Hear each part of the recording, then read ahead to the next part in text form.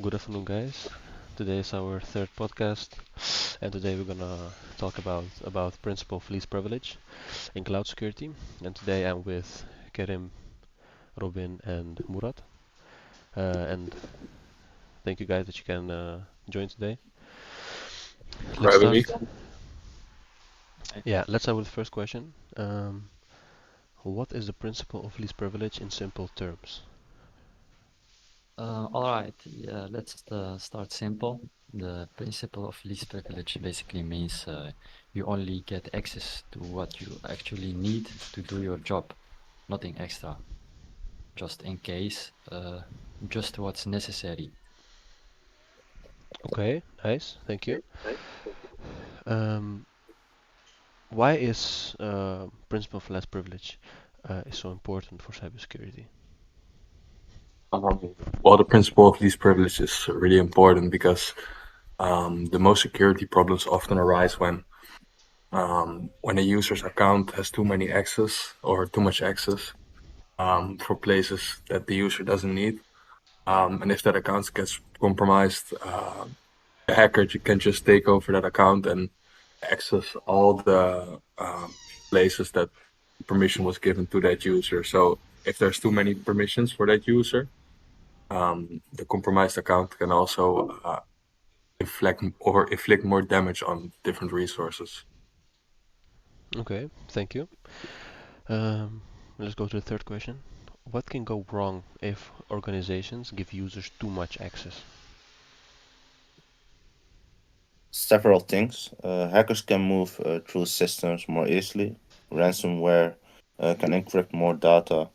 Insider threats become more dangerous, and organization may violate compliance rules because sensitivity data is accessible to too many people. Okay, so many things can go wrong. Thank you. Let's go further. How does PoP reduce the impact of a security breach?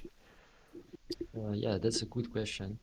Um, yeah, for example, an employee clicks on a fake login page, so their credentials get stolen.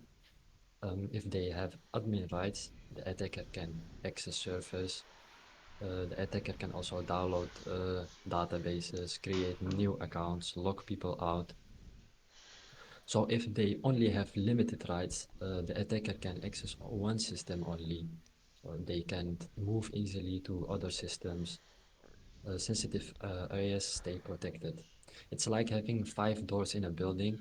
Even if one room catches fire, the rest stays safe. So yeah, I would say limited rights. Uh, Okay, thank you. I think it's a good limitation. Okay, next. How is PoP applied to employees versus applications or systems? Yeah, so principle of least privilege actually a thing that also exists for different applications and not only users. Um, so, for example, with users, they would have access to different applications, and if they get too much access, then the principle of least privilege is not applied. But the same also goes for applications. So, if the application has too much access to other applications, which it doesn't need, then also that becomes a security risk if the application gets compromised, um, and if there will be a possible attack on other applications, which the permissions are there, which shouldn't be there. Okay, thank you for your answer. Um, what what's the difference between least privilege and zero trust? The difference, the least privilege controls how much access someone has. Zero trust focuses only on verifying every access request and assuming no user device is automatically trusted.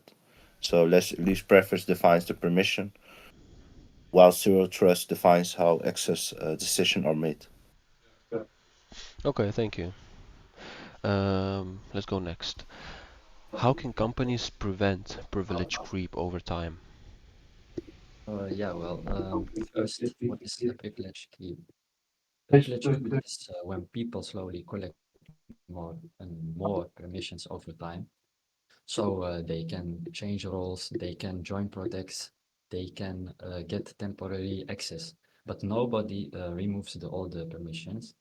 After a few years, they basically have access to everything, not because they need it, but because nobody can clean it up.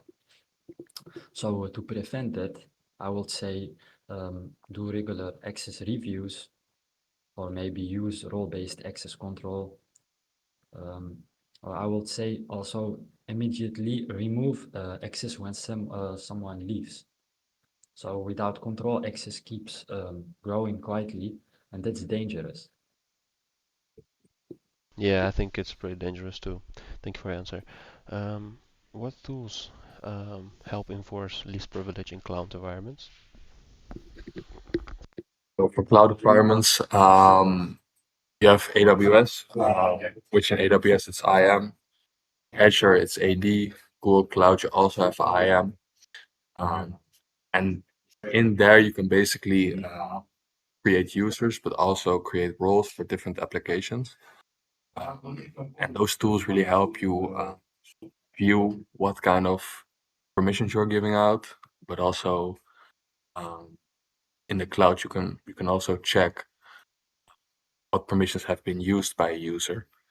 Um, and if a user doesn't use any permissions that it got in the first place, then it would be maybe an idea to see if you remove that access, uh, is anything going to break or is the user not going to be able to access something? Um, and that way you can really try to nail down what the least privilege is for that user or that application. Okay, thank you very much for your answer. It's very clear. Um, let's go to the last question for today. Um, what are common challenges when implementing PoP? Common challenges are that organizations often face resistance from employees who are used to broad access. It also takes time to map roles and permission correctly. Another challenge is balancing productivity and security, especially when access requests slow people down. So no organization get perfect by from day one. The important thing is to start reducing unnecessary access and also improve it over time.